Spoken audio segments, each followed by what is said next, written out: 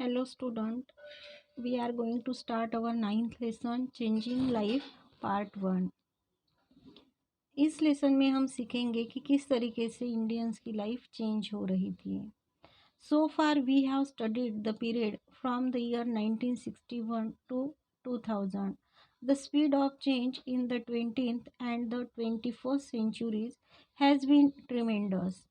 जैसे कि हम यहाँ पर 1961 से लेकर 2000 तक के पीरियड के बारे में सीखा है, लेकिन यहाँ पर 20th और 21st सेंचुरी जो है वहाँ पर ट्रिमेंडस ऐसे चेंजेस हुए।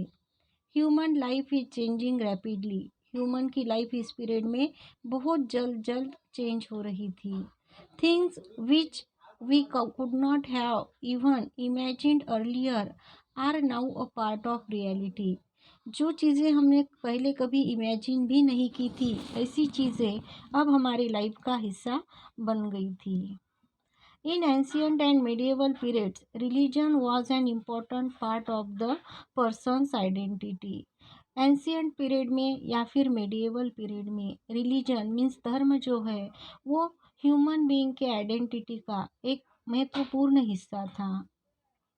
Now modernization has posed some challenges before all religions, be it Hinduism, Islam, Christianity, Sikhism, Jainism, Buddhism, Zoroastrianism और जुडाइज़्म।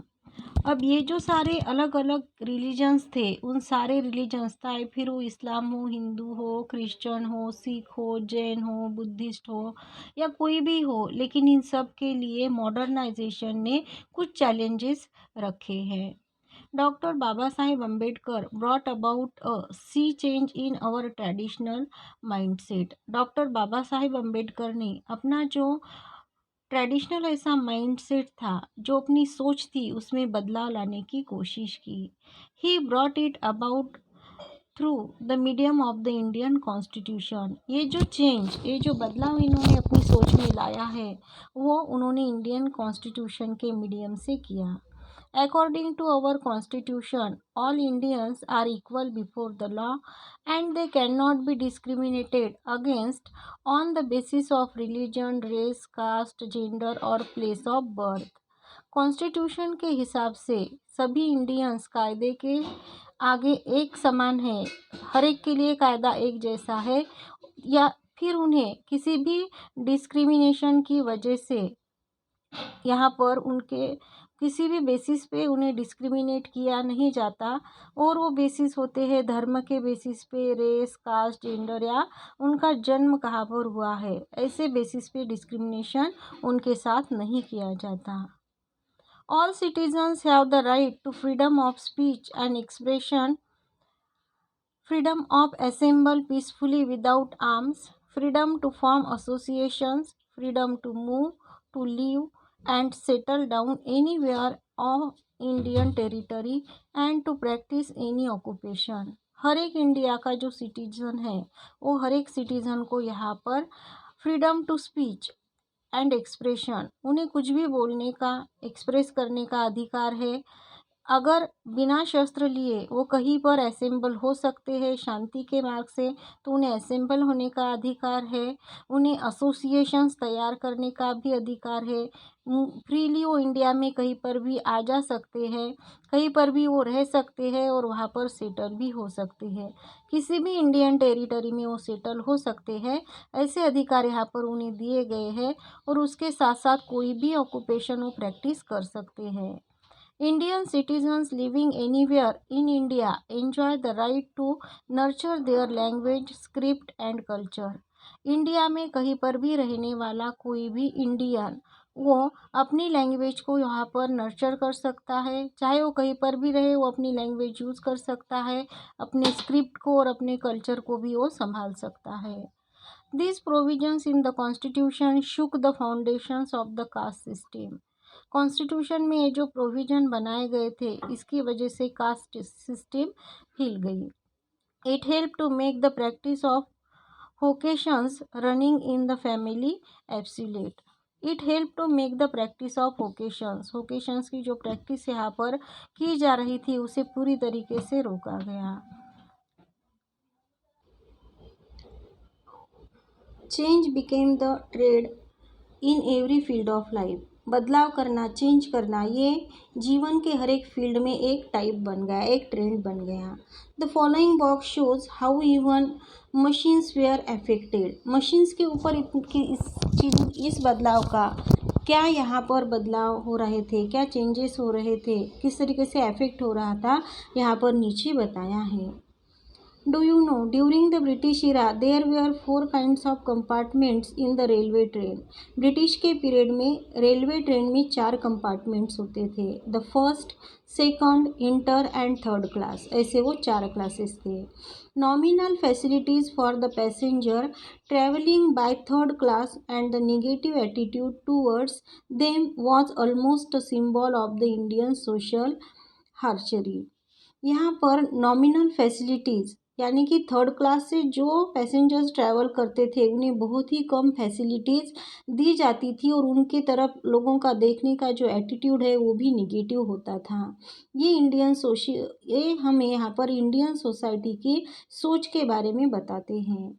इन the 1978 railway budget, Madhu Dandavate put an end to this third class. फिर 1978 में railway budget Madhu Dandavate जो है उन्होंने इस third class को ख़त्म किया।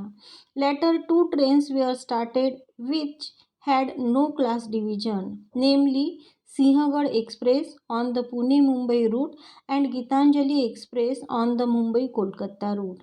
उसके बाद में 2 ऐसी ट्रेन यहाँ पर स्टार्ट की गई थी जिसमें क्लास का डिवीज़न नहीं था। उसमें एक था सिंहगढ़ एक्सप्रेस जो पुणे मुंबई रूट पे चलती थी और गीतांजलि एक्सप्रेस जो मुंबई कोलकाता रूट पे चलती थी। Thus began a series of minor and major changes in the society। और इस तरीके से सोसाइटी के माइनर और मेजर जो चेंजेस है वो शुरू हुए।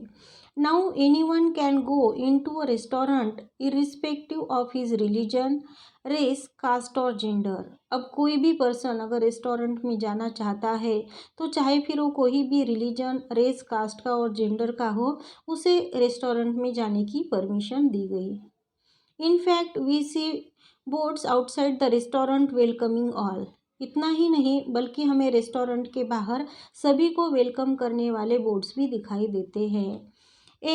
Another very significant change during the post-independence period is the right to express opinions against the government।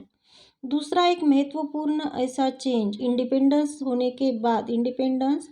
मिलने के बाद में जो हमें दिया गया है वो है कि कोई भी पर्सन गवर्नमेंट के खिलाफ अपना ओपिनियन दे सकता है। Earlier there were limits on expressing any opinion against political rulers.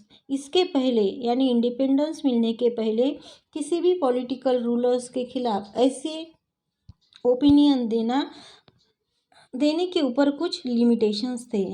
Now Indian citizens can register their protest against the policies of the government through newspapers, speeches और other media। और अभी जो इंडियन सिटीजन्स है वो अब political parties policy जो है government की उनके खिलाफ न्यूज़पेपर, स्पीच या फिर अदर मीडिया के थ्रू बोल सकते हैं। The institution of the family.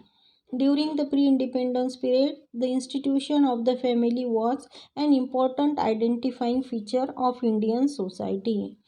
Independence मिलने के पहले इंस्टीट्यूशन जो है ये फैमिली का एक इम्पोर्टेंट ऐसा हिस्सा माने जाते थे।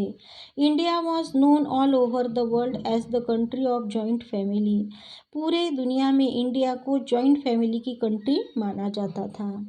However the wave of globalization has now given an impulse to the system of nuclear families।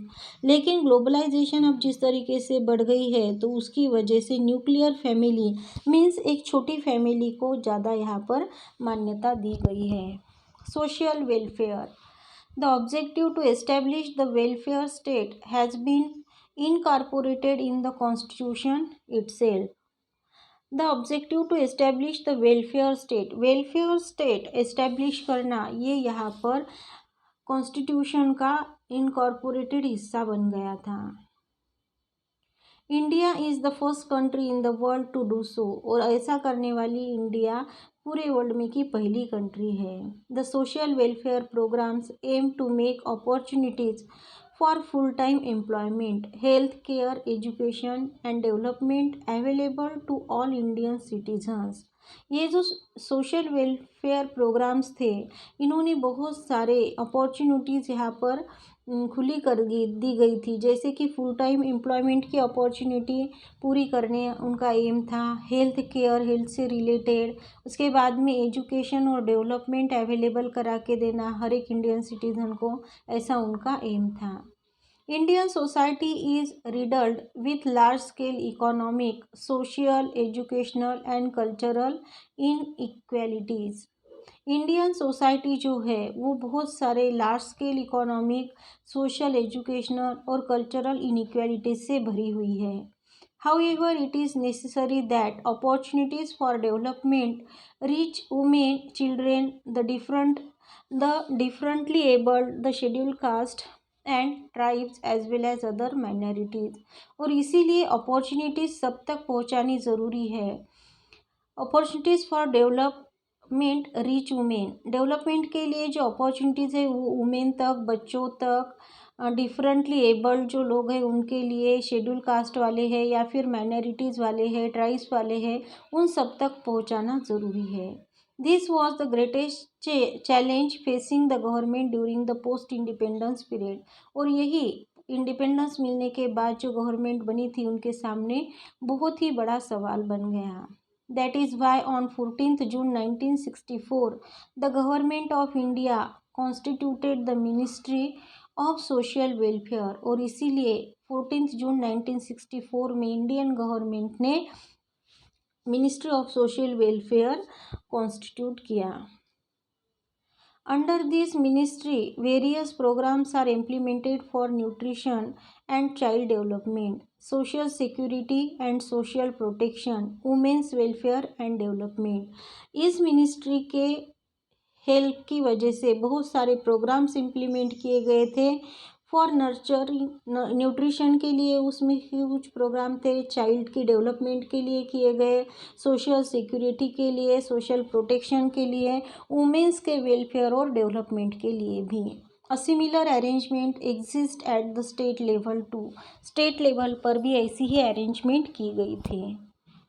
Schedule caste and tribe, according to the 1971 census, 22% people in India belong to scheduled caste and tribes. 1971 की जो जनगणना हुई थी उसके हिसाब से India के 22% लोग शेड्यूल कास्ट और ट्राइब से बिलोंग करने वाले थे।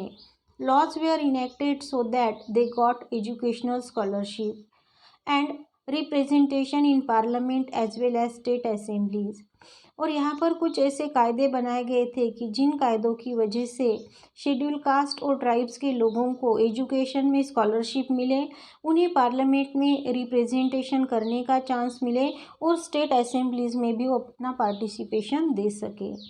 सम seats are also reserve for them in government services, इसके अलावा गवर्नमेंट सर्विसेज में भी उनके लिए कुछ सीट रिजर्व की गई। Public health, the constitution of India states that the primary duty of the government is to raise the people's standard of living, to ensure proper nutrition and to improve public health. Constitution of India, India का जो constitution है उन्होंने अपनी primary duty यानी उन्होंने अपनी पहली duty यहाँ पर बताई है कि गवर्नमेंट को यहाँ पर लोगों का स्टैंडर्ड ऑफ लिविंग बढ़ाना चाहिए, उन्हें प्रॉपर न्यूट्रिशन देने चाहिए और पब्लिक हेल्थ में इम्प्रूवमेंट लानी चाहिए। ये कॉन्स्टिट्यूशन का कहना है कि इंडिया का मेन एम है। The Ministry of Health and Social Welfare at the center helps the state government in this regard. अब यहाँ पर ministry of health and social welfare government को यहाँ पर, सेंट्रल गवर्नमेंट को यहाँ पर इस मामले में मिनिस्ट्री ऑफ हेल्थ और सोशल वेलफेयर हेल्प करेंगे, ऐसा उनका मानना था। To make primary health services as well as medical care available to rural people, the tribals and the poor was an objective of the 6 5 year plan. 6 5 year plan जो बनाया गया था उसका ऑब्जेक्टिव था कि यहाँ पर जो रूरल एरिया में रहने वाले लोग हैं उन्हें प्रॉपर ऐसी मेडिकल ट्रीटमेंट मिले. The tribes and the poor was an objective, यानी कि जो पुअर लोग हैं, जो ट्राइबल एरिया में रहने वाले लोग हैं, जो रूरल एरिया में रहने वाले लोग हैं, उन्हें सभी तरीके की मेडिकल फैसिलिटीज़ मिलनी चाहिए. Efforts were made towards helping people maintain good health by giving recognition to Unani, homeopathy, Ayurveda, naturopathy in addition to allopathy. यहाँ पर ऐसी भी कोशिश की गई थी कि लोगों को यहाँ पर हेल्प करने के लिए, अपनी हेल्थ जो है उसे मेंटेन करने के लिए यूनानी को होम्योपैथी, आयुर्वेदा, नेचुरोपैथी इन सभी के साथ में एलोपैथी को भी रेजिग्नेशन किया गया था. We will see the next part in our next period.